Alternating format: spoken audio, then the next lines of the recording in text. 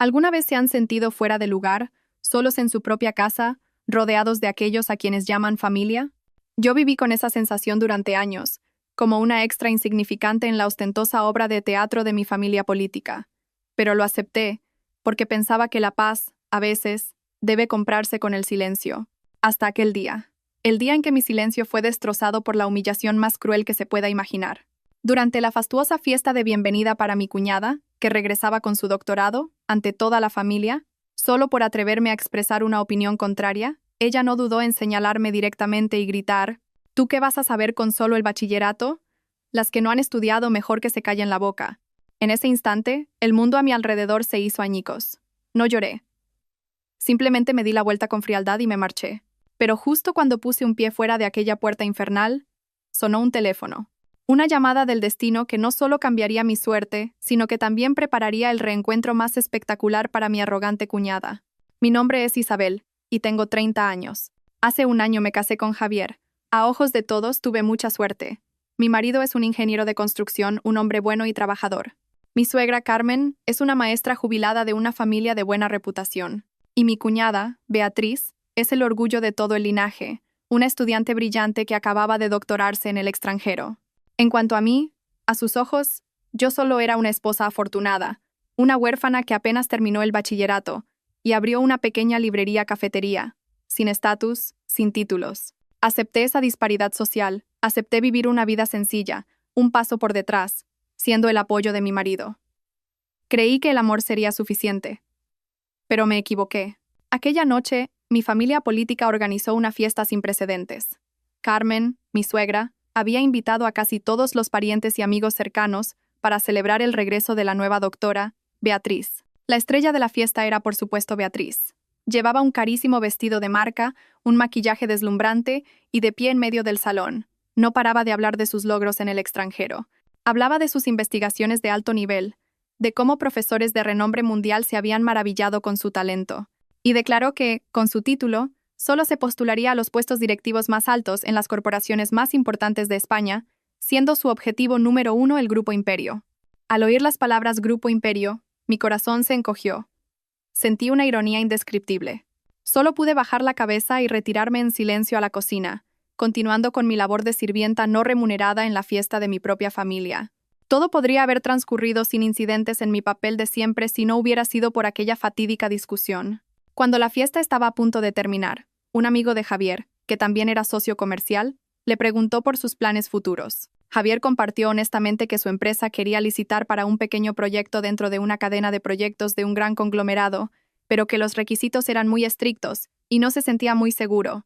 Todos empezaron a opinar. Como esposa, sentí que era mi deber aconsejarle sinceramente. Cariño, creo que para las grandes corporaciones, lo que importa no es solo el precio de la licitación, sino también la seguridad y la reputación. En lugar de centrarte solo en bajar el precio, podrías enfatizar las soluciones de seguridad laboral, los plazos de ejecución y las garantías post-obra. Creo que eso podría ser un punto a favor. Solo dije eso, basándome en la experiencia que me habían enseñado. Pero nunca imaginé que mis palabras serían como una cerilla encendida en el barril de pólvora del orgullo de mi cuñada. Beatriz, que hasta ese momento había estado mirando su móvil con aire de superioridad, levantó la cabeza de golpe. ¿Qué estás diciendo? Su voz era afilada. ¿Seguridad laboral? ¿Garantías post-obra? ¿De dónde sacas esas ideas de mercadillo? ¿Crees que a una gran corporación le importan esas menudencias? A ellos solo les importan los beneficios y la visión estratégica. De repente, toda la fiesta se quedó en silencio. Todas las miradas se clavaron en nosotras. Me quedé helada ante su ataque malicioso. Se volvió hacia mí, con los ojos echando chispas, y soltó la frase final. La frase que aniquiló la última gota de paciencia que me quedaba. ¿Tú qué vas a saber con solo el bachillerato? Las que no han estudiado, mejor que se callen la boca. En ese momento, sentí que mis oídos zumbaban. Todos los sonidos a mi alrededor desaparecieron. Solo veía el rostro de Beatriz, rojo de ira. El rostro de mi marido, desconcertado e impotente. Y el rostro de mi suegra, en silencio, con un ligero asentimiento de aprobación. Nadie, absolutamente nadie, dijo una palabra para defenderme. Su silencio dolía más que 1000 insultos. Sentí una ola de humillación y decepción que me subía por la garganta. Así que era eso. Durante todos estos años, por mucho que me esforzara, a sus ojos siempre sería la que no había estudiado, una esposa de relleno, sin valor alguno. El amor por el que había renunciado a todo, resulta que estaba construido sobre una base de prejuicios y desprecio. No lloré, no repliqué. Simplemente me levanté lentamente. Miré directamente a los ojos de Beatriz, una mirada tan fría que ella nunca antes había visto. Y entonces sonreí, una sonrisa muy leve, pero que silenció a toda la sala. Tienes razón, quizás debería callarme. Dicho esto, me di la vuelta y salí en silencio por la puerta, dejando atrás la fiesta familiar y las miradas de asombro. Me fui, no porque hubiera perdido, sino porque sabía que esta obra de teatro había llegado a su fin. Justo cuando salí por la puerta principal y respiré hondo para contener la angustia, el teléfono en mi bolsillo vibró con insistencia. Era un número desconocido, pero extrañamente familiar. Dudé un segundo y contesté. Señorita. La voz al otro lado del teléfono temblaba de urgencia. Soy yo, Mateo, el asistente del presidente. Vuelva inmediatamente, por favor. El presidente se ha puesto enfermo. Los médicos dicen que su estado es muy crítico. Queridos amigos, una humillación extrema y una llamada fatídica empujaron la vida de Isabel hacia un capítulo completamente nuevo. ¿Llegaría a tiempo para estar junto a su padre?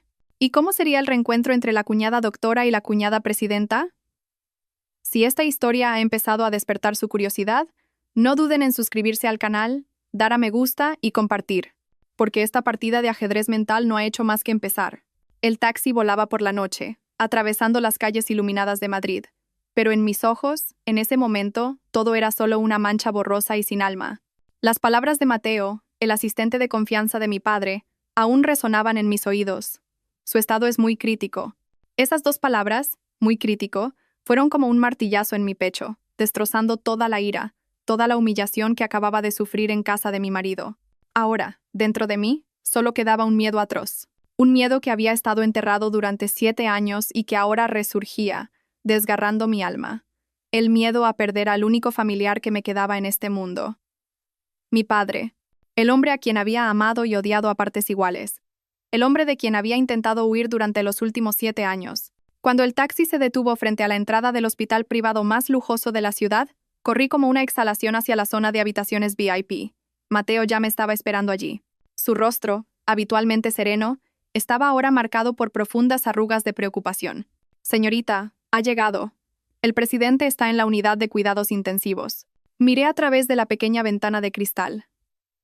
Mi padre, Alejandro Vargas, el hombre al que todo el mundo empresarial de España respetaba. El todopoderoso presidente del Grupo Imperio, ahora yacía inmóvil en una cama de hospital, rodeado de un laberinto de equipos médicos. Su rostro estaba pálido, sus labios secos y agrietados, sin rastro de vitalidad. Apenas podía reconocerlo. Este no era el padre que recordaba, un hombre siempre rebosante de energía, con una mirada penetrante y una voz resonante. El hombre que yacía allí parecía frágil, solitario. Un médico mayor salió y me miró con compasión. ¿Es usted la hija del señor Vargas? Lo sentimos mucho. El presidente ha sufrido un infarto de miocardio agudo. Aunque hemos hecho todo lo posible, es probable que no pase de esta noche. Debería entrar a verle por última vez. Quizás la esté esperando. Cada palabra del médico era como una aguja clavándose en mi corazón. Me tambaleé y tuve que apoyarme en la pared para no caer. Mateo se apresuró a sostenerme. Señorita, tiene que ser fuerte. El presidente la ha esperado durante mucho tiempo. Respiré hondo, tratando de tragar las lágrimas. No podía llorar ahora. No podía dejar que mi padre me viera tan débil. Me acerqué lentamente a la cama y tomé su mano, una mano callosa por los años, ahora helada. Papá, ya estoy aquí, susurré, con la voz rota. Como si oyera mi voz, los ojos cerrados de mi padre se movieron ligeramente. Los abrió lentamente, con un esfuerzo inmenso.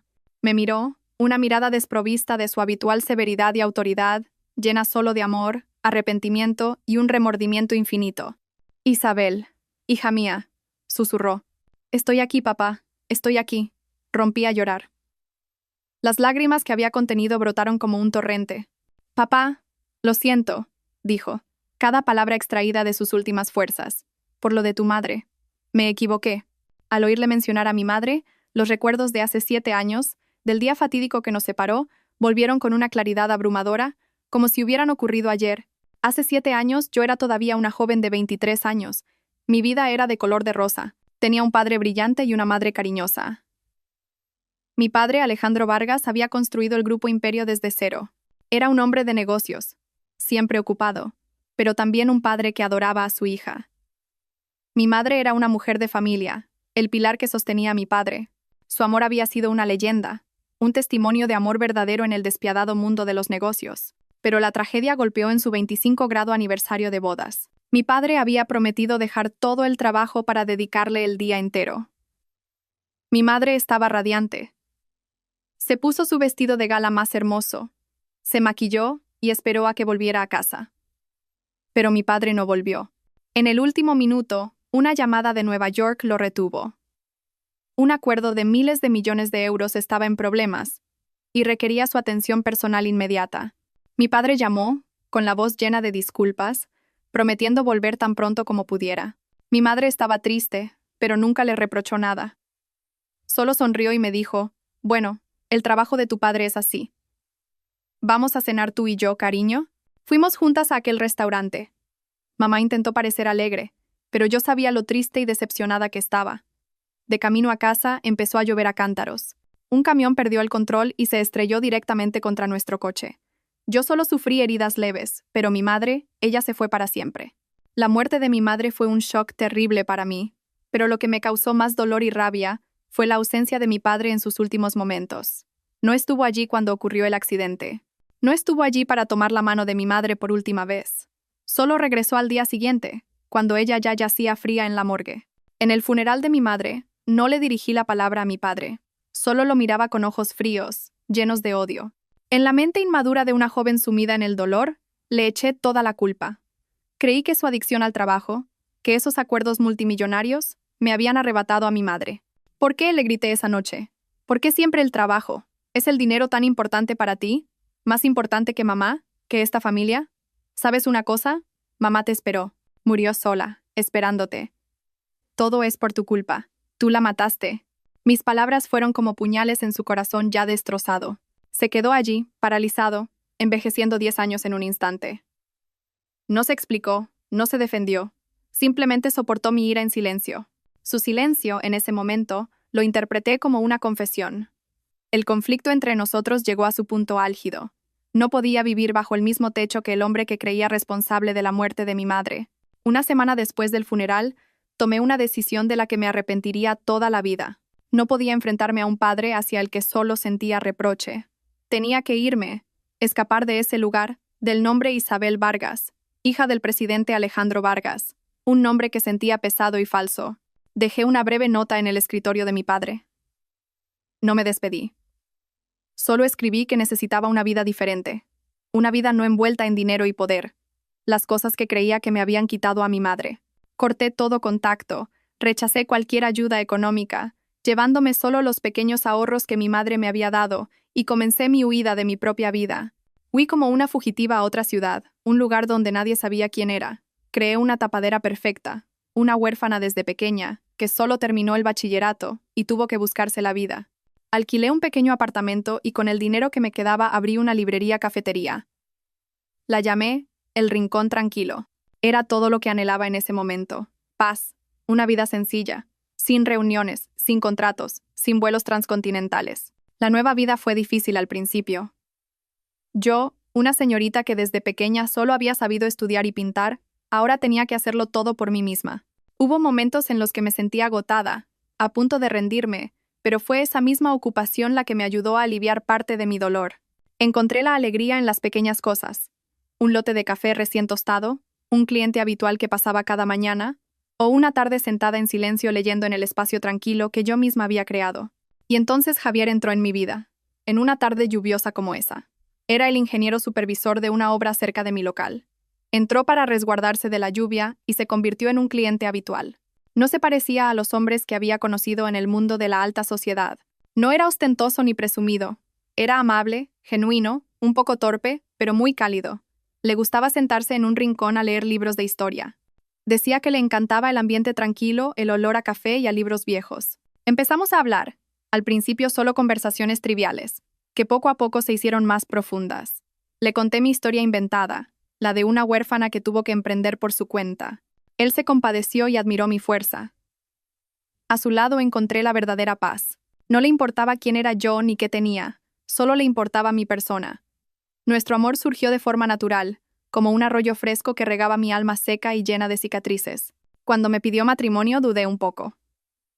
Pero sus ojos sinceros me convencieron. Isabel, no me importa tu pasado. Solo sé que amo a la persona que eres ahora y quiero caminar contigo hacia el futuro. Prometo no preguntar nunca por lo que no quieras hablar.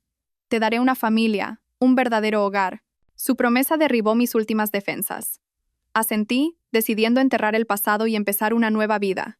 Una vida con el nombre de la esposa de Javier. Nuestra boda fue muy sencilla. Solo unas pocas mesas con su madre y su hermana. Les mentí diciendo que no me quedaba familia. Mi suegra, Carmen, al principio se mostró un poco recelosa por mi origen, pero al verme dócil, amable y entregada a su hijo, no se opuso. Beatriz, que entonces era estudiante universitaria, no se mostró especialmente cercana. Solo me miraba con una mezcla de curiosidad y escrutinio. Después de casarme, vendí la librería cafetería. Quería dedicarme por completo a ser una buena esposa y nuera. Vivíamos en un pequeño piso que Javier había comprado a plazos. Yo me encargaba de la casa, de la comida, de la limpieza. Una vida de ama de casa podría parecer aburrida para muchos, pero para mí en ese momento era la paz que tanto había anhelado.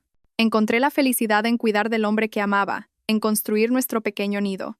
Pensé que finalmente había encontrado mi puerto seguro, que había escapado de la jaula de oro de mi pasado, pero no sabía que acababa de salir de una jaula para entrar voluntariamente en otra. Una jaula invisible, hecha de prejuicios, desprecio y conspiraciones que nunca podría haber previsto. La vida de una nuera de origen humilde en una familia que se consideraba a sí misma intelectual no fue tan pacífica como había soñado. Esta nueva jaula era invisible, pero sus barrotes estaban hechos del frío acero del prejuicio y el desdén. Me esforcé al máximo, intentando ser una esposa ejemplar y una nuera obediente. Me levantaba al amanecer para preparar el desayuno, limpiaba la casa hasta dejarla impecable. Aprendí a cocinar los platos complicados de los que mi suegra se sentía tan orgullosa. Renuncié a mis hábitos de señorita para vivir una vida modesta y austera. Pensé que mi sinceridad y mi sacrificio serían reconocidos algún día. Pero, queridos amigos, me equivoqué. A los ojos de mi suegra y mi cuñada, por mucho que me esforzara, nunca podría borrar la marca de ser la que no ha estudiado y la que no tiene clase. Carmen, mi suegra, era una experta en mostrar su desprecio de forma sutil. Nunca me criticaba directamente. En su lugar, utilizaba elogios hacia otros para menospreciarme indirectamente.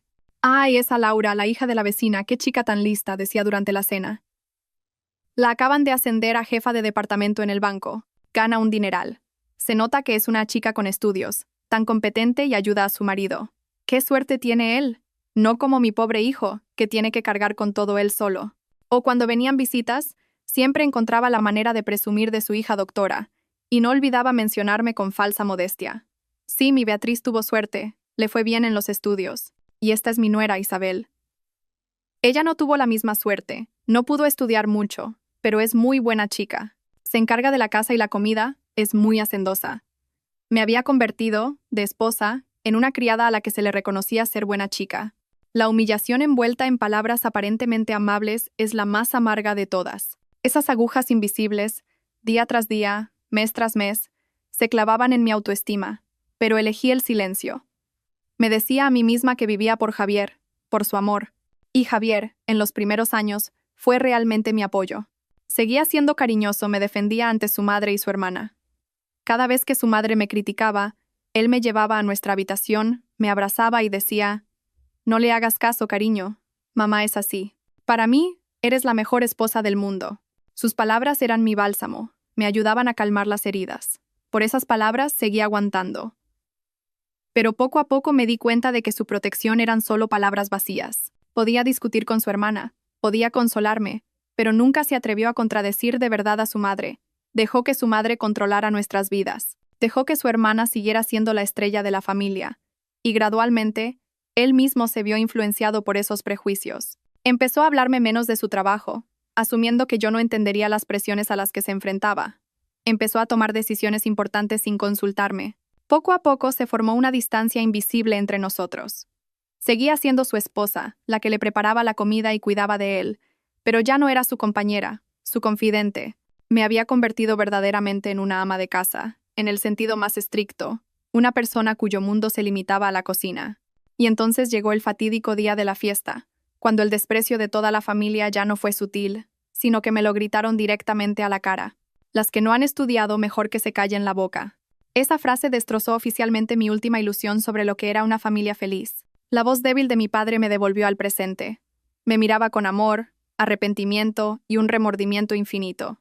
Isabel, hija mía, susurró. Estoy aquí, papá, estoy aquí. Rompí a llorar, mis lágrimas empapando su mano huesuda. Qué bien que hayas vuelto, dijo. Cada palabra un esfuerzo supremo. Lo siento, por lo de tu madre. Me equivoqué. No, papá, no fue tu culpa, sollocé. Fui yo. Fui demasiado egoísta, no te entendí. Él negó con la cabeza, una sonrisa amable pero agotada en sus labios. No, no te culpo. Solo me culpo a mí mismo. Hizo una pausa, respirando con dificultad. Su mirada se volvió más seria. Isabel, no me queda mucho tiempo. ¿Me prometes una cosa? Dime, papá. Haré lo que sea. El Grupo Imperio. Me miró, con los ojos llenos de súplica y esperanza. Es el trabajo de toda mi vida, el legado que quiero dejarte. Estoy demasiado cansado. ¿Puedes hacerte cargo tú? Eres la única en quien puedo confiar. Sus últimas palabras eran una orden, pero también un encargo sagrado. Miré sus ojos, que perdían lentamente su luz. Miré al hombre que había dedicado su vida a construir un imperio, solo para terminar solo en una cama de hospital. Todo el resentimiento, todos los reproches dentro de mí se desvanecieron por completo. Me di cuenta de que huir de mi identidad no era la forma de encontrar la paz. Solo era egoísmo. La verdadera paz solo llega cuando nos atrevemos a enfrentar, a asumir nuestras responsabilidades. Apreté su mano con fuerza. Mi voz por primera vez en 7 años sonó firme y fuerte. No te preocupes, papá. Te lo prometo. Volveré. Me haré cargo del Grupo Imperio. No dejaré que el trabajo de tu vida se derrumbe. Haré que te sientas orgulloso. Al oír mi promesa, una sonrisa de satisfacción apareció en su rostro. Parecía haberse quitado un último peso de encima.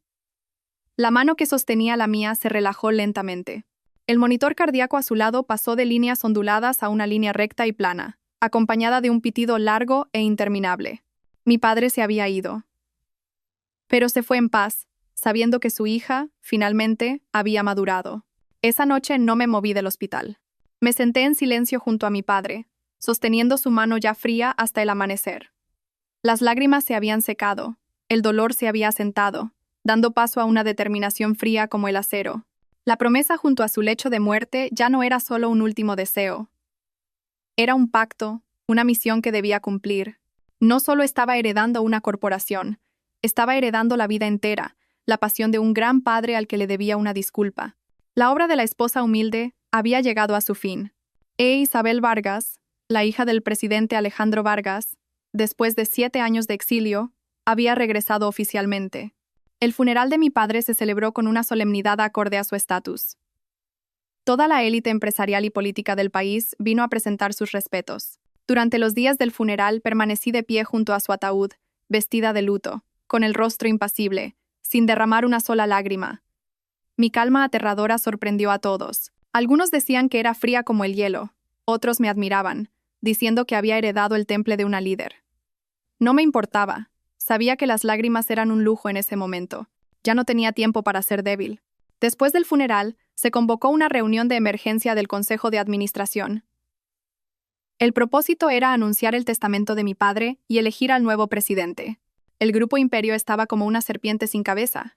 Los miembros del Consejo, los vicepresidentes, los directores ejecutivos, estaban todos increíblemente preocuposos. Sabían que mi padre solo tenía una hija, pero esa hija había desaparecido durante 7 años, y a sus ojos, probablemente no era más que una señorita débil e ignorante de los negocios. Se habían preparado para una lucha de poder, una batalla por la silla vacante. Entré en la sala de reuniones, todavía con el vestido negro del funeral. Todas las miradas se posaron en mí, una mezcla de curiosidad, escrutinio y un desprecio apenas disimulado. Me miraban como a una niña perdida en un mundo de gigantes. Mateo, el leal asistente de mi padre, me asintió con la cabeza, un gesto lleno de confianza. La reunión comenzó. Mateo, como apoderado, se levantó y dijo con voz solemne: Señoras y señores, según el testamento y el último encargo del difunto presidente Alejandro Vargas, a partir de hoy, todo el poder ejecutivo y el cargo de presidenta del Consejo de Administración del Grupo Imperio serán transferidos oficialmente a su única heredera, la señorita Isabel Vargas. Un silencio sepulcral se apoderó de la sala, seguido de murmullos que crecían en volumen. Un vicepresidente, el señor Robles, un veterano con gran ambición, se levantó para protestar. Señor Mateo, respetamos profundamente el deseo del difunto presidente, pero entregar un conglomerado como Imperio a una joven que ha estado alejada del mundo de los negocios durante 7 años y no tiene experiencia, ¿no es una decisión demasiado arriesgada? Tememos que no pueda asumir esta responsabilidad. Sus palabras obtuvieron el apoyo de muchos otros. Empezaron a agitarse, a presionar, queriendo que renunciara o al menos aceptara un cargo honorífico sin poder real. Todos pensaron que me asustaría, que dudaría, pero no lo hice. Me levanté en silencio y caminé hacia el asiento principal, la silla en la que mi padre se había sentado durante décadas. Miré a toda la sala. Mis ojos ya no eran los de la joven de 23 años, sino los de alguien forjado con una voluntad de hierro. Gracias por su preocupación, dije.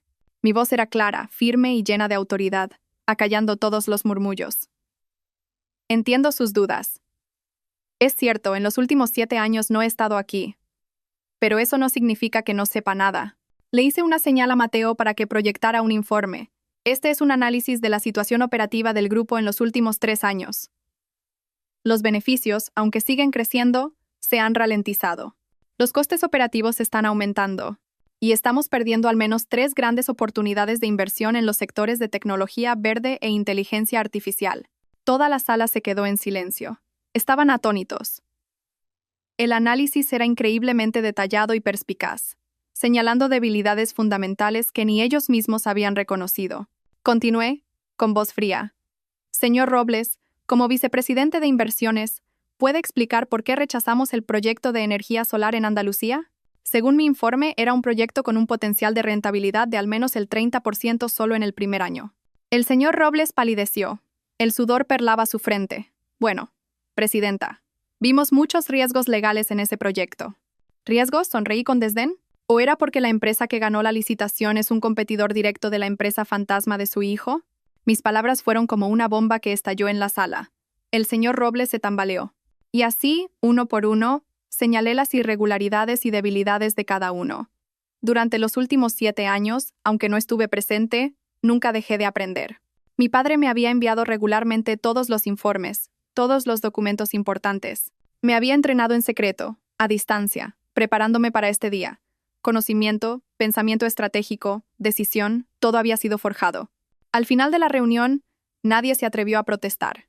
Me miraban con ojos completamente diferentes, una mezcla de respeto y temor. Se dieron cuenta de que la señorita de antes ya no existía. La persona que tenían delante era una copia perfecta del difunto presidente Alejandro Vargas, quizás incluso más aguda y decidida. Inmediatamente después de asumir el poder, comencé una drástica reforma. Despedí a los incompetentes y corruptos. Ascendí a jóvenes con talento y pasión. Reestructuré todo el conglomerado, centrándome en nuevas áreas. El Grupo Imperio bajo mi dirección no se debilitó. Al contrario, fue como si se le hubiera insuflado una nueva vida, más fuerte que nunca. Había cumplido mi promesa a mi padre. Me fui de la casa de mi marido una semana después de la humillación. En esa semana ocurrieron demasiadas cosas. Mi vida, desde ese día, se dividió en 2 mitades completamente opuestas. De día, era Isabel Vargas, la poderosa presidenta del Grupo Imperio, una mujer cuyas decisiones afectaban a decenas de miles de personas. Vestía trajes de alta costura, conducía coches de lujo y trabajaba en una oficina en el último piso del rascacielos Imperio.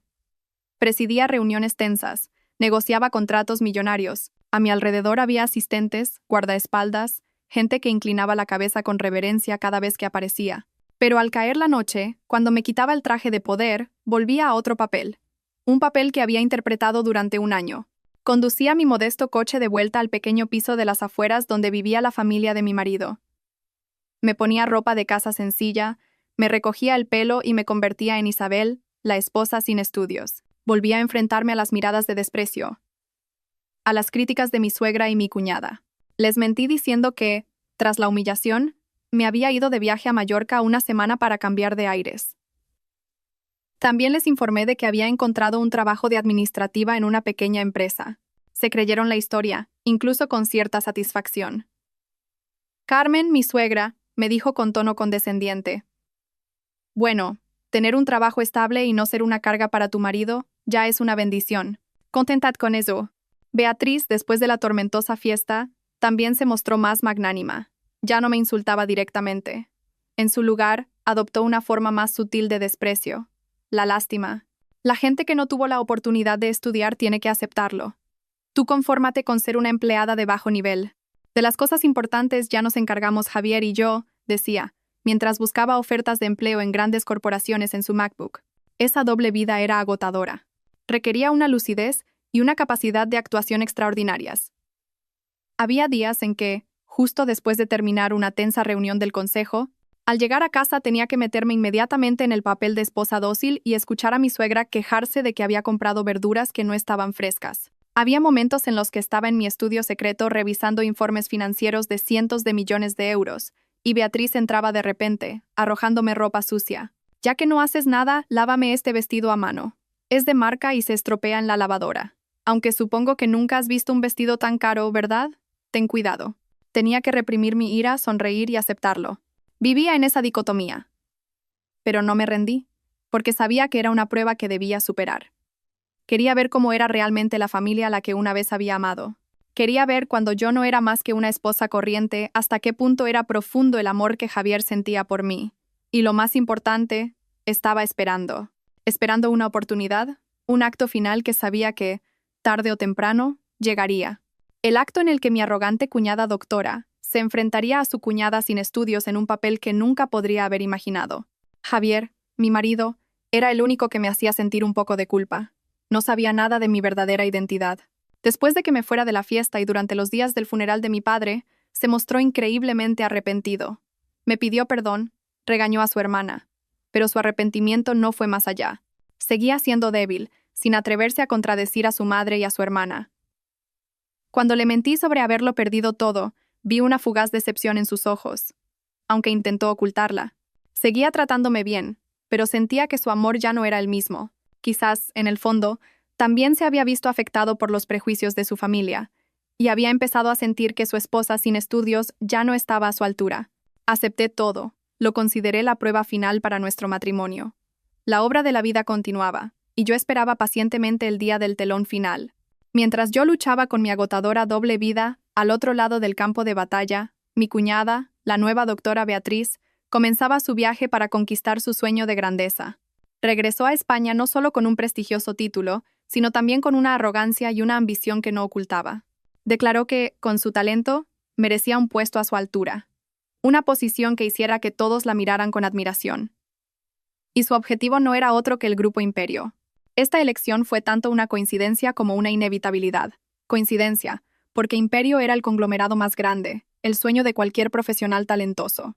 Pero también inevitabilidad, porque justo después de que yo asumiera el cargo, mi drástica reforma había creado una ola de contratación de personal de alto nivel sin precedentes. Publiqué ofertas de empleo en todos los principales medios de comunicación, buscando las mentes más brillantes para llevar a cabo mis audaces estrategias. Y por supuesto, esa información no pasó desapercibida para los ambiciosos ojos de Beatriz. «¡Es esta!», exclamó una noche con entusiasmo mientras navegaba en su iPad.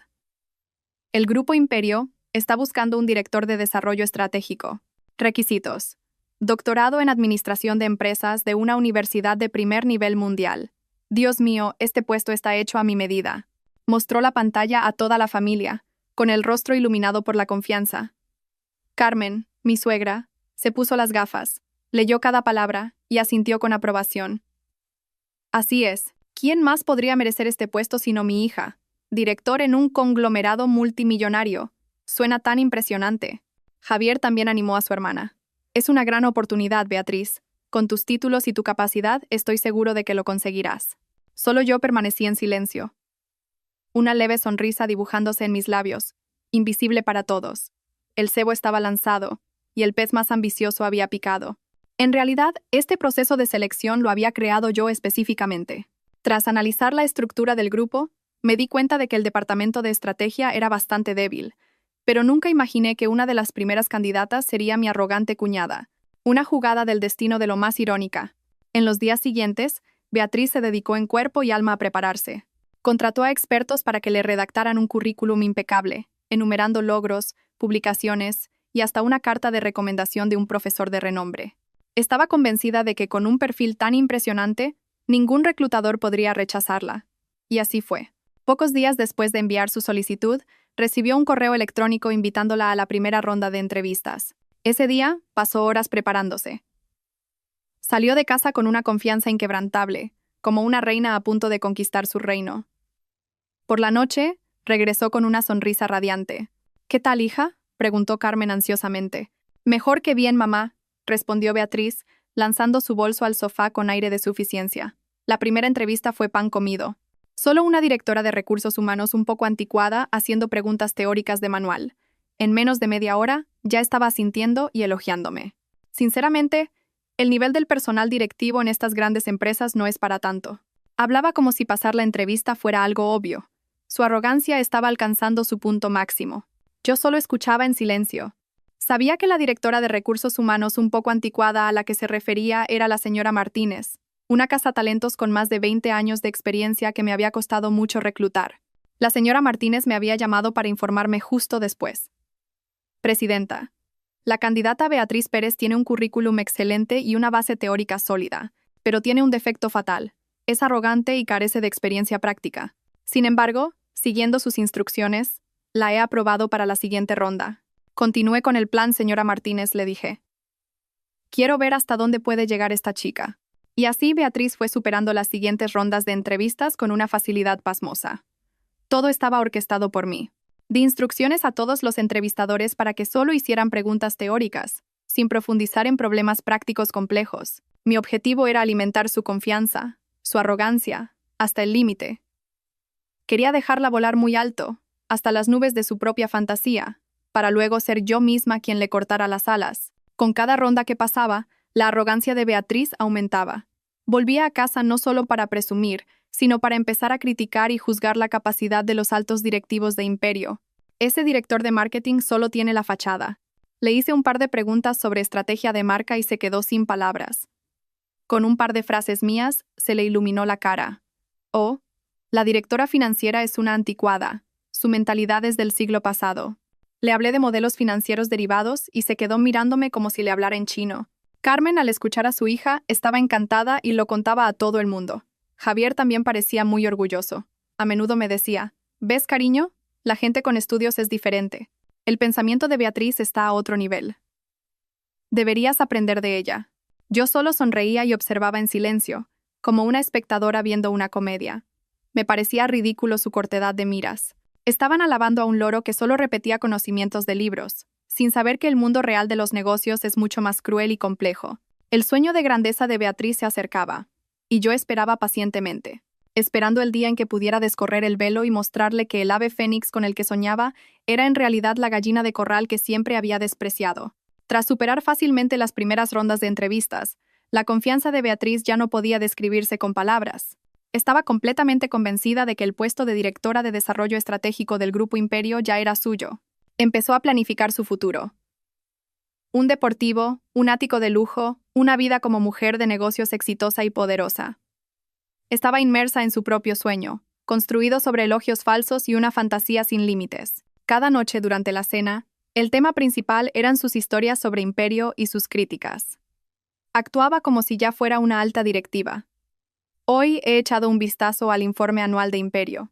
Dios mío, qué falta de profesionalidad en la presentación.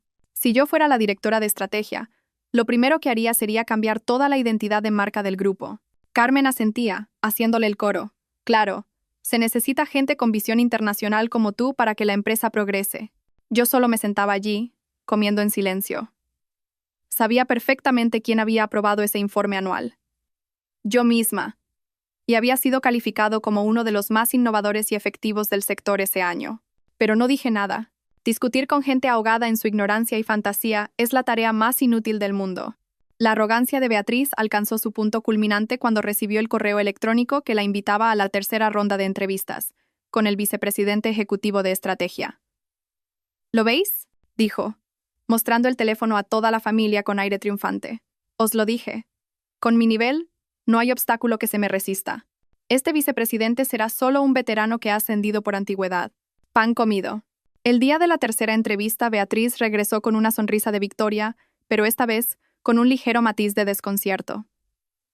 ¿Qué tal, hija?, preguntó Carmen. Bueno, nada difícil, respondió Beatriz, aunque su voz ya no sonaba tan altiva. Ese vicepresidente es bastante astuto. No preguntó mucho sobre teoría. En su lugar, me planteó un caso práctico sobre la entrada de Imperio en el mercado europeo y me preguntó por la estrategia. Le expuse todo lo que había aprendido sobre el análisis DAFO, la matriz BCG. ¿Y qué dijo él?, preguntó Javier, curioso. No dijo nada, frunció el ceño Beatriz. Solo escuchó en silencio, asintió y dijo que habría una entrevista final, directamente con todo el Consejo de Administración y, especialmente, con la participación de la nueva presidenta.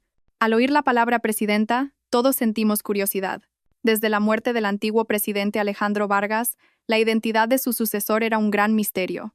Solo se sabía que era una persona muy joven, pero increíblemente brillante y enigmática. La nueva presidenta, reflexionó Carmen. Dicen que es muy estricta y misteriosa. Si llegas a conocerla en persona, será un gran honor. Por supuesto, mamá. Beatriz irguió el pecho, recuperando la confianza. Seguro que quedaron tan impresionados con mi presentación que quieren darme la oportunidad de lucirme ante toda la cúpula directiva. Es mi oportunidad de oro para brillar. Prepararé una presentación perfecta para dejar a esa misteriosa presidenta con la boca abierta. Había caído por completo en la trampa que yo le había tendido. No se dio cuenta de que las preguntas del caso práctico del vicepresidente eran pistas que yo le había dado. Quería ver cómo, con sus conocimientos de libro, resolvería un problema real. Y tal como esperaba, su respuesta fue un montón de teoría hueca. Había revelado su debilidad fatal sin siquiera saberlo. En los días siguientes, toda la familia vivió en un ambiente de preparación para un gran evento.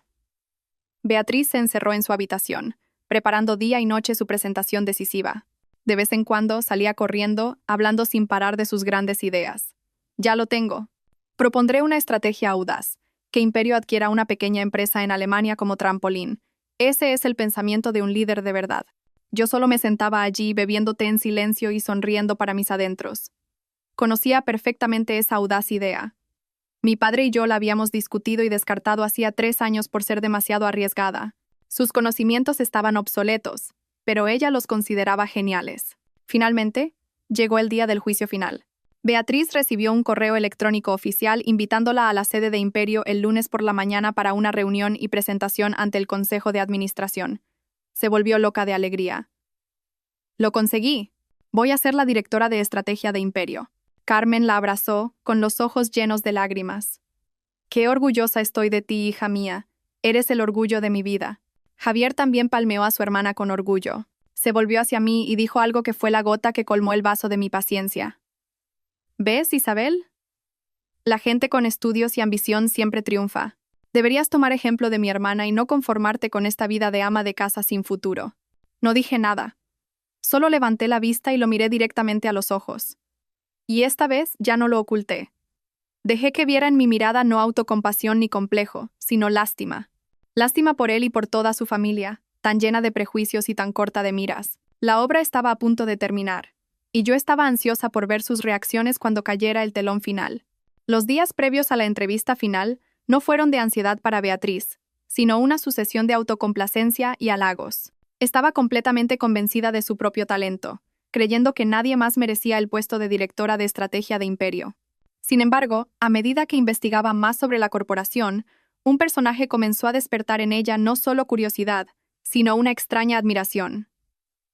La nueva presidenta, la persona con el poder supremo en Imperio, una figura que el mundo empresarial apodaba el dragón oculto, por su naturaleza elusiva. La información sobre esta presidenta era extremadamente escasa. No había fotos suyas en los medios ni entrevistas personales. Todo lo que se sabía eran rumores, leyendas que circulaban en los círculos de altos ejecutivos, cada historia añadiendo más misterio y poder a su figura. Beatriz, con sus habilidades de investigadora, rastreó foros económicos privados y artículos internacionales, y lo que encontró pintó un retrato impresionante. Se rumoreaba que la nueva presidenta era la única heredera del difunto Alejandro Vargas, pero que había vivido en el extranjero durante mucho tiempo, cortando casi todo contacto. Tras la repentina muerte de su padre, regresó en silencio y, en solo un mes, llevó a cabo una purga y una reforma interna sin precedentes. Dicen que es implacable, le contó Beatriz a su madre y a su hermano durante la cena. Su voz ya no era despectiva, sino de genuina admiración. En una semana, 3 vicepresidentes veteranos fueron forzados a una jubilación anticipada. Despidió a un montón de directores. Tiene un estilo que llaman sin piedad. Solo mira la capacidad. No le importan las relaciones ni la antigüedad. Quien sirve se queda. Quien no, se va, sin contemplaciones. Carmen, al oír esto, se preocupó un poco. ¿Tan terrible es? ¿No será difícil trabajar con alguien así? Difícil, pero así es un verdadero líder, mamá, replicó Beatriz con los ojos brillantes. Se necesita esa decisión, incluso crueldad, para levantar un conglomerado que mostraba signos de estancamiento. He leído los análisis. Desde que esta presidenta asumió el poder, el precio de las acciones de Imperio se ha disparado. Ha lanzado un montón de proyectos nuevos y audaces. Es un genio de los negocios, una estratega de primer nivel. Estaba completamente cautivada por la imagen que se había creado. Ya no quería entrar en Imperio solo por un buen trabajo. Quería trabajar para una líder tan excepcional. Soñaba con convertirse en su mano derecha, con que esa misteriosa presidenta reconociera su talento. Tengo que causar una impresión excelente en la entrevista, dijo con determinación. Alguien como ella no se dejará impresionar por teóricos. Tengo que demostrarle que no solo tengo un título, sino una visión estratégica real. Su admiración por la misteriosa presidenta se convirtió en un estimulante que llevó su orgullo y confianza a un nuevo nivel. Ya no respetaba a los que la habían entrevistado antes. A sus ojos solo había una persona con la autoridad para juzgarla, la presidenta. Mientras tanto, yo, el dragón oculto, estaba en mi oficina, observando en silencio todos sus movimientos a través de los informes detallados de recursos humanos. Leí cada línea de su currículum, vi los videos de cada entrevista, y sabía que estaba investigando sobre mí. Presidenta, me dijo la señora Martínez por teléfono con cierta inquietud, la candidata Beatriz Pérez parece demasiado confiada. En las entrevistas actúa como una sabelotodo, e incluso ha hecho comentarios despectivos sobre nuestros directivos. ¿No es demasiado arriesgado dejarla llegar a la ronda final? Yo solo sonreí. No se preocupe, señora Martínez. Deje que se luzca. A un buen caballo hay que dejarlo correr a toda velocidad para ver su resistencia. Prepare la reunión final. Y recuerde, no revele ninguna información sobre mí. Quiero darle una sorpresa. Entendido, presidenta. Colgué y giré mi silla de cuero hacia la ventana, observando el bullicio de los coches abajo. ¿Una sorpresa? Quizás no sería solo una sorpresa. Sería un shock, una lección que mi arrogante cuñada doctora nunca olvidaría. Había creado deliberadamente una imagen misteriosa, una densa niebla a mi alrededor. No quería aparecer en los medios, no por miedo, sino por libertad. Pero ahora ese mismo misterio se había convertido, sin querer, en parte de mi plan. Se había convertido en una montaña altísima que Beatriz estaba ansiosa por conquistar, sin saber que en la cima, quien la esperaba, era la misma persona que siempre había pisoteado. Estaba impaciente por ver su cara cuando se diera cuenta de que el genio de los negocios que tanto admiraba era su cuñada sin estudios. La semana transcurrió entre la expectación y la preparación meticulosa de Beatriz. Convirtió su dormitorio en un cuarto de guerra. Pilas de libros de estrategia, una pizarra llena de diagramas complejos. Invirtió el 120% de su esfuerzo, no solo para hacer una buena presentación, sino para hacer la presentación de su vida, una que dejara a la misteriosa presidenta de Imperio boquiabierta. Toda la familia se vio arrastrada por su fervor. Carmen le llevaba comida a su habitación. «Come, hija, para que tengas fuerzas». El futuro de la familia depende de ti. Javier la ayudaba a buscar documentos. Tú tranquila. He oído que la nueva presidenta, aunque estricta, valora el talento. Si demuestras lo que vales, no te rechazarán. Estaban completamente absortos en el sueño que Beatriz había pintado. Se habían olvidado de mi existencia. O quizás, a sus ojos, yo era solo un fondo borroso, una ama de casa envidiosa del éxito de su cuñada. No dije nada. Simplemente seguí interpretando mi papel. Por las mañanas, preparaba el desayuno. Por las noches, limpiaba y lavaba la ropa. A veces, cuando Beatriz necesitaba practicar su presentación, me convertía en su público forzoso. Me sentaba y la escuchaba hablar de estrategias macroeconómicas, modelos de negocio complejos y terminología inglesa rimbombante. ¿Qué te parece, Isabel?, me preguntaba al terminar. No para pedir mi opinión, sino para recibir un elogio. ¿Es lo bastante convincente? Es increíble, Beatriz, respondía yo con fingida sinceridad. No entiendo nada. Eres muy inteligente. Supongo que estas cosas solo las sabe la gente que ha estudiado tanto como tú. Mi elogio la dejaba muy satisfecha. La convencía aún más de que sus conocimientos estaban en otro nivel, un nivel al que la gente sin estudios como yo nunca podría aspirar. Y entonces llegó el día que toda la familia esperaba. Esa mañana, Beatriz recibió un correo electrónico de Recursos Humanos de Imperio. No era un correo normal, sino una carta de invitación formal con el logo de la corporación en relieve. Estimada candidata Beatriz Pérez, el Comité de Contratación del Grupo Imperio tiene el placer de informarle que, tras superar con éxito las rondas de entrevistas, ha sido seleccionada como la única candidata para la ronda final del proceso de selección para el puesto de directora de Desarrollo Estratégico. La selección se llevará a cabo en formato de reunión-presentación ante el Consejo de Administración y la presidenta del grupo. Hora: 9. Lunes 15 de mayo de 2025. Lugar: Sala del Consejo, planta 68, Torre Imperio. Atentamente. Cuando Beatriz leyó la carta en voz alta, toda la casa estalló de alegría. «La única candidata», gritó Carmen, llevándose las manos a la cara. «Hija mía, eso significa que ya te han elegido. Es solo una formalidad. Enhorabuena, hermana». Javier la abrazó, eufórico. «Sabía que eras la mejor». Beatriz no podía ocultar su felicidad. «Os lo dije. Con mi capacidad, no tengo rival. La reunión no será una entrevista. Será mi escenario para brillar, mi presentación oficial como la nueva directora de estrategia del Grupo Imperio». Estaba completamente absorta en su victoria. No notó nada extraño en la carta. ¿Por qué una gran corporación elegiría a una sola candidata para la ronda final? ¿Por qué la selección se organizaba como una reunión del consejo? ¿Y por qué en la planta 68, el santuario reservado para las reuniones más secretas de la alta dirección? Para ella, todo esto solo añadía solemnidad a su inminente coronación. Yo los observaba abrazarse desde un rincón, sintiendo una ironía extrema. ¿Un escenario? Sí, sería un escenario, pero no para que ella brillara, sino para que yo desvelara el último secreto. ¿Una presentación? También. Pero no la de una nueva directora, sino la de una presidenta a la que ella siempre había llamado la que no ha estudiado. Ese fin de semana, celebramos por adelantado. Javier reservó mesa en el restaurante más lujoso. Beatriz no paraba de hablar de sus planes. Un sueldo de no menos de 10.000 euros al mes, coche con chofer, una oficina con las mejores vistas. Durante la cena, Carmen se volvió hacia mí con aire condescendiente. «Bueno, Isabel, ya que Beatriz va a tener un buen puesto en Imperio, podría conseguirte un trabajo de limpiadora o sirviendo cafés. Así tendrás algo que hacer». Yo solo sonreí y levanté mi vaso de agua. «Gracias, suegra, pero creo que ese trabajo no es para mí». «¿Encima lo rechazas?», frunció el ceño.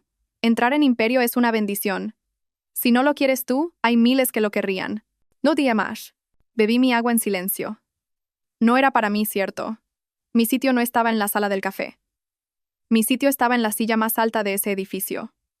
Y esperaba con impaciencia el lunes por la mañana, el día del juicio final. El lunes por la mañana, toda la familia se levantó temprano. El ambiente era solemne y emocionante. Beatriz pasó casi 3 horas preparándose. Eligió un traje de marca color crema, muy elegante. Salió de su habitación como una exitosa mujer de negocios, completamente metida en su papel. «Estás preciosa, hija. Pareces una líder», la elogió Carmen. Javier se pidió la mañana libre para llevarla en coche. «Tú tranquila y confía en ti. Esperamos buenas noticias». Convirtieron su entrevista en un desfile triunfal. Solo yo los observaba en silencio desde un rincón, con mi ropa de casa y una taza de té. Cuando Beatriz pasó a mi lado para salir, me miró de arriba a abajo con suficiencia. «Hoy limpia bien la casa. Esta noche invito a todos a cenar a lo grande. Ah, y por cierto, ¿puedes llevar este traje a la tintorería? Es delicado. Supongo que conocerás alguna de confianza, ¿no?». Hablaba como si le diera órdenes a una criada. Yo solo sonreí. «Claro, vete tranquila, que tengas suerte». «¿Suerte? No la necesito», sonrió con desdén. «Yo tengo talento». Se fue, con su aire de arrogancia. El coche de Javier se alejó, llevándose el sueño de grandeza de mi cuñada y la esperanza de una familia cegada por la fantasía. Los vi desaparecer y luego entré en mi habitación, no para limpiar. Abrí mi armario y saqué un atuendo completamente diferente.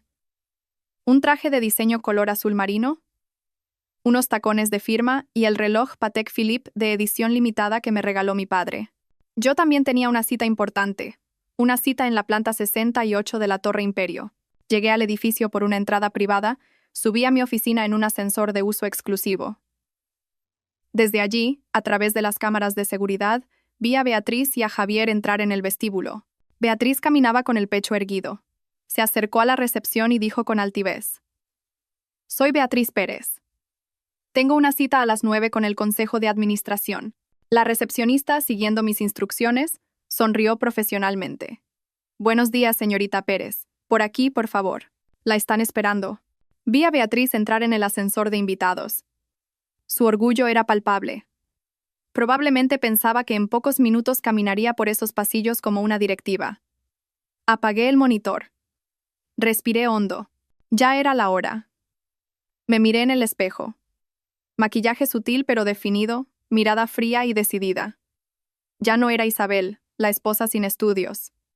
Era Isabel Vargas, presidenta del Grupo Imperio, y hoy iba a contratar personalmente a mi cuñada. A las 9 en punto, llevaron a Beatriz ante la imponente puerta de la sala del consejo. Al abrirse, vio un espacio enorme con una larga mesa ovalada. Alrededor, casi 20 sillas de cuero, la mayoría ocupadas por las figuras más poderosas del Grupo Imperio. Los vicepresidentes, los directores, y Mateo, sentado junto a la silla principal vacía. Beatriz se sintió un poco abrumada, pero recuperó la confianza rápidamente. Buenos días. Soy Beatriz Pérez, candidata para el puesto de directora de Desarrollo Estratégico. Mateo le indicó que se sentara en la única silla situada frente a ellos. Bienvenida, señorita Pérez. Hemos revisado su expediente y es impresionante. Sin embargo, antes de empezar, debemos esperar a una persona más. Nuestra presidenta está en camino. Beatriz asintió, emocionada. Se sentó erguida, lista para la actuación de su vida. Su mirada se detuvo en la silla principal vacía, de cuero negro, más grande y majestuosa que las demás. La silla de la misteriosa presidenta a la que tanto admiraba y anhelaba conocer. Pensó en cómo impresionarla. No sabía que ya la había impresionado, pero de la peor manera posible. Pasaron 5 minutos en silencio. La tensión crecía. Y justo a las 9:05, la gran puerta detrás de los directivos, la entrada privada de la presidencia, se abrió lentamente. Toda la sala se puso en pie al unísono. Beatriz también se levantó de un salto, con el corazón desbocado, conteniendo la respiración para presenciar la llegada de la legendaria figura. Se imaginaba a una mujer de mediana edad, de aspecto frío y astuto, o a un hombre maduro y experimentado.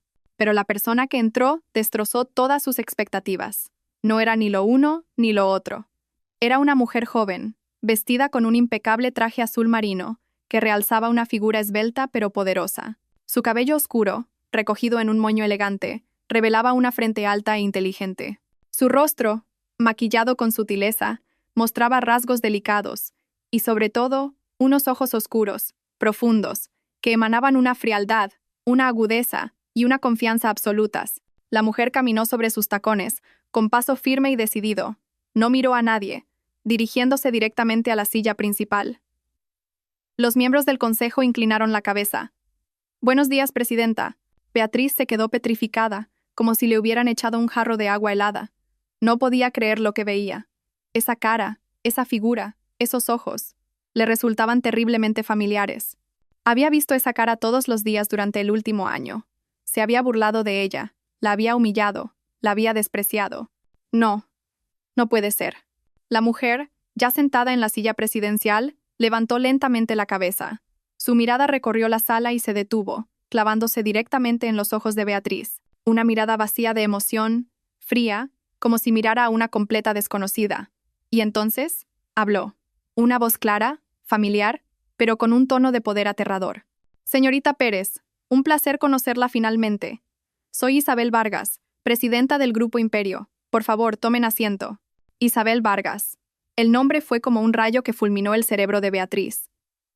Todo su mundo se hizo añicos. Su cuñada sin estudios, a la que siempre llamaba cateta y mantenida, la persona a la que, hacía solo unas semanas, le había gritado que se callara la boca. Ahora estaba sentada en la silla presidencial de un conglomerado multimillonario, justo delante de ella. Tú, balbuceó Beatriz. Sus piernas temblaron, a punto de desplomarse. Su rostro se quedó blanco como el papel, el sudor frío le corría por la frente. Temblaba de pies a cabeza, incapaz de articular una palabra coherente. La miré, vi su estado patético, sin sentir ninguna satisfacción. Solo una ironía infinita. ¿Qué ocurre, señorita Pérez? Continué con mi papel, mi voz profesional y serena. No parece encontrarse bien. ¿Necesita un vaso de agua? Los miembros del consejo se miraban, desconcertados.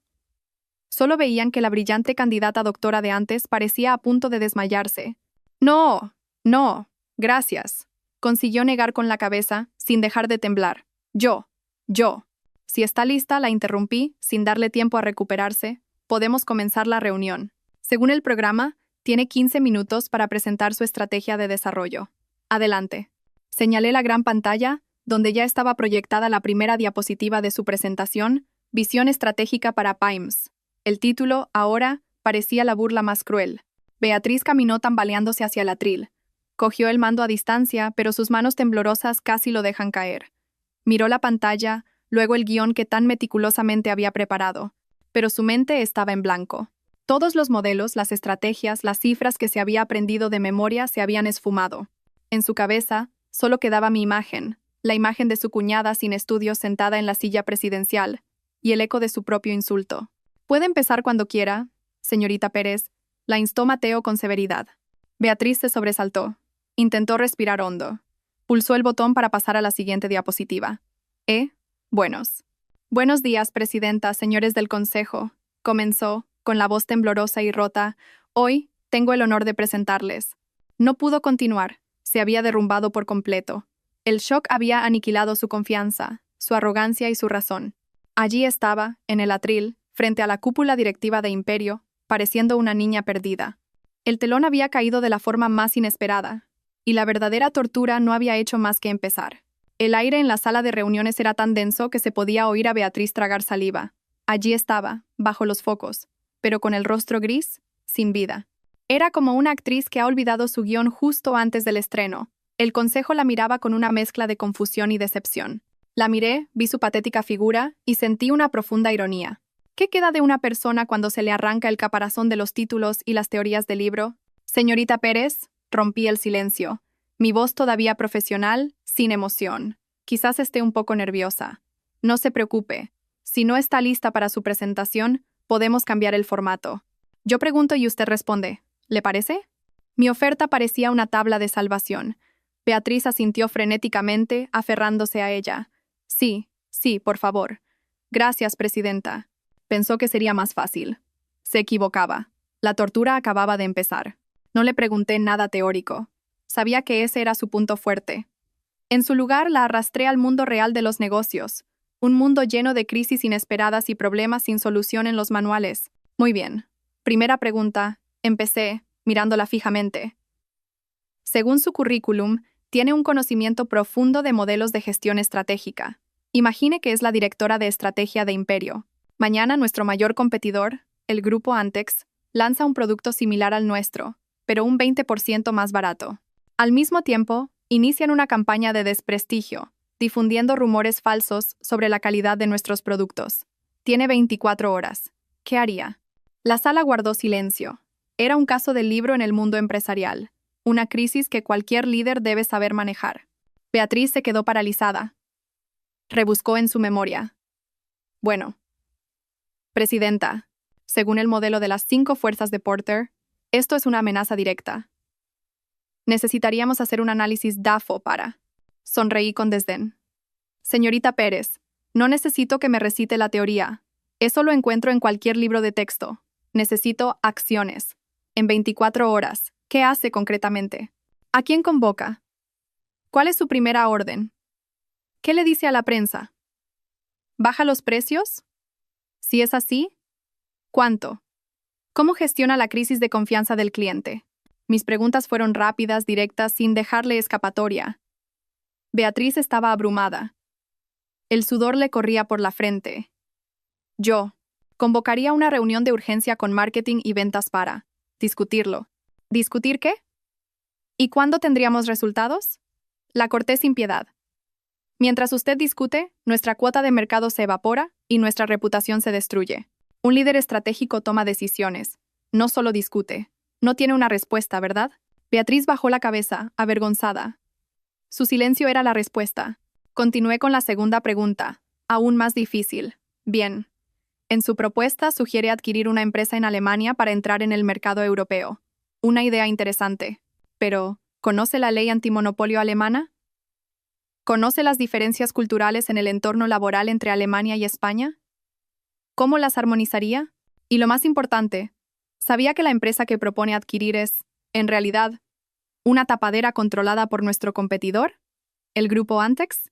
Con esta última pregunta, no solo Beatriz, sino varios miembros del consejo se quedaron atónitos. Era información confidencial que solo unos pocos conocíamos. Beatriz estaba petrificada. No entendía cómo su cuñada sin estudios podía conocer información de inteligencia económica tan compleja. Toda su elaborada presentación era ahora una broma. Me levanté y caminé hasta quedar detrás de ella. Señorita Pérez, dije. Mi voz ya no era fría, sino genuinamente decepcionada. Un título es como una entrada. Le permite cruzar la puerta, pero para sobrevivir aquí dentro, necesita experiencia, agudeza y, sobre todo, humildad. Usted tiene conocimientos, pero no sabiduría. Es inteligente, pero no astuta. Ha sobrevalorado tanto su doctorado que creyó que le daba derecho a despreciar a los demás. Se equivocó Beatriz. Su mayor error no fue no saber responder a mis preguntas. Fue juzgar a una persona por su título. Volví a mi asiento. La entrevista ha terminado.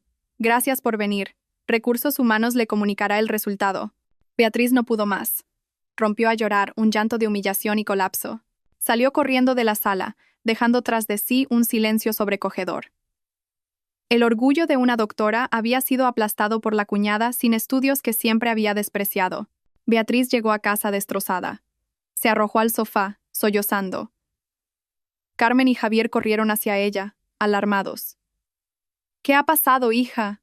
¿Se acabó, mamá? Gritó entre lágrimas. Todo se acabó. Y entonces lo contó todo. Contó que la misteriosa presidenta de Imperio era yo. Contó cómo la había humillado públicamente. Carmen y Javier se quedaron paralizados.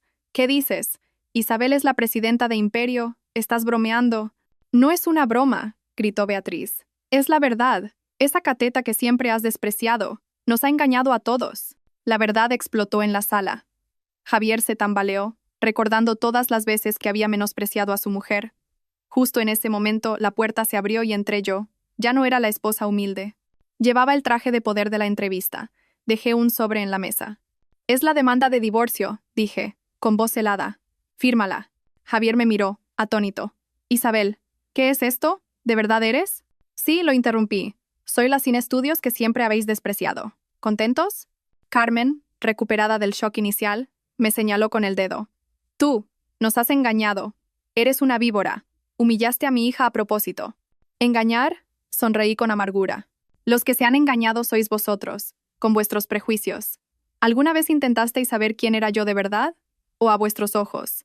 ¿Solo era un título de bachillerato? Me volví hacia Javier, con los ojos llenos de decepción. ¿Y tú, Javier? Renuncié a todo por ti, por una familia sencilla. Solo necesitaba un marido que me respetara y me defendiera. Pero tú no hiciste nada. Tu silencio dolió más que 1000 insultos. Me demostró que, en tu corazón, yo no tenía ningún valor. No, Isabel, no es así, intentó excusarse. Pero ya no quería escuchar. Se acabó. Firma los papeles. Os dejo el piso. A partir de ahora, no nos debemos nada. Me di la vuelta para marcharme. No me llevaba nada más que mi bolso. Llegué con las manos vacías y me iba igual. Pero no había perdido nada. Al contrario, me había reencontrado a mí misma. Javier, al verme decidida, se arrodilló y me abrazó las piernas. Isabel, no te vayas, por favor. Me equivoqué. Dame otra oportunidad. Me detuve y lo miré. Tenía una última elección. Perdonar a un marido débil y a una familia llena de prejuicios. O marcharme para vivir la vida que me pertenecía. La vida de Isabel Vargas. Me agaché y le quité suavemente las manos. Javier, las oportunidades no duran para siempre. Tuviste un año entero y no lo valoraste. Ahora es demasiado tarde. Salí por la puerta, sin mirar atrás ni una sola vez. No elegí el perdón. Elegí la libertad. Y así, queridos amigos, el dramático viaje de Isabel llega a su fin, dejándonos quizás con una sensación de satisfacción al ver la arrogancia vacía derrotada y el prejuicio castigado. Pero, más allá de eso, esta historia nos deja una profunda reflexión. No es solo una historia de venganza. Es una lección sobre el verdadero valor de una persona, el peligro de la soberbia y el increíble poder de la humildad. La primera lección es una advertencia contra el prejuicio. Beatriz representa a aquellos que usan los títulos académicos como única medida del valor humano. Creen que un doctorado les da derecho a menospreciar a otros. Pero la historia de Isabel nos muestra que el conocimiento de los libros y la verdadera sabiduría son dos cosas distintas. Beatriz tenía conocimientos, pero carecía de la sabiduría para ver el valor en el sacrificio silencioso de su cuñada. Su arrogancia la convirtió en el hazmerreír, un fracaso en el campo que creía dominar. Nos recuerda que nunca debemos juzgar un libro por su portada. La humildad y el respeto son las verdaderas señales de una persona educada. La historia también retrata el triste fracaso de la educación dentro de una familia supuestamente culta. Carmen, la maestra jubilada, inculcó en su hija la soberbia, pero olvidó enseñarle a ser una buena persona, a respetar a los demás. Un título académico sin humanidad es un recipiente vacío y lamentable, pero quizás la lección más profunda es sobre el poder del silencio y el valor de esperar el momento oportuno. Isabel guardó silencio durante años, no por debilidad, sino para observar, para comprender, para permitir que los demás revelaran su verdadera naturaleza. Su silencio fue una prueba cruel, pero necesaria. En un mundo ruidoso donde todos quieren presumir, la capacidad de ocultar la propia fuerza es un signo de un temple extraordinario. Su venganza no fue un arrebato de ira, sino el resultado de un plan meticulosamente preparado. No usó la fuerza ni las palabras hirientes, usó el propio escenario de su enemigo para derrotarlo con una inteligencia superior. ¿Cómo aplicamos esto a nuestras vidas? Primero, aprendamos a mirar a las personas con una perspectiva más amplia. No dejemos que las etiquetas externas nublen nuestro juicio. Seamos humildes, incluso en la cima del éxito, porque el conocimiento es infinito. Si nos sentimos menospreciados, no nos enfademos. Como Isabel, convirtamos ese desprecio en la motivación para mejorar en silencio. Confiemos en que el verdadero talento brillará, y entonces, nuestras palabras tendrán un peso que ninguna ostentación puede igualar. Y finalmente, aprendamos a usar el silencio de forma inteligente, para escuchar, para reflexionar, para esperar. A veces, la acción más poderosa es no hacer nada en absoluto. La historia de Isabel ha terminado, pero sus lecciones sobre el valor humano perduran. Espero que, a través de estas reflexiones, cada uno de nosotros encuentre una nueva perspectiva y un poco más de fuerza para vivir una vida más humilde, sabia y resiliente. Si estas palabras han resonado en ustedes, por favor, difúndanlas suscribiéndose al canal, dando a me gusta y compartiendo este video.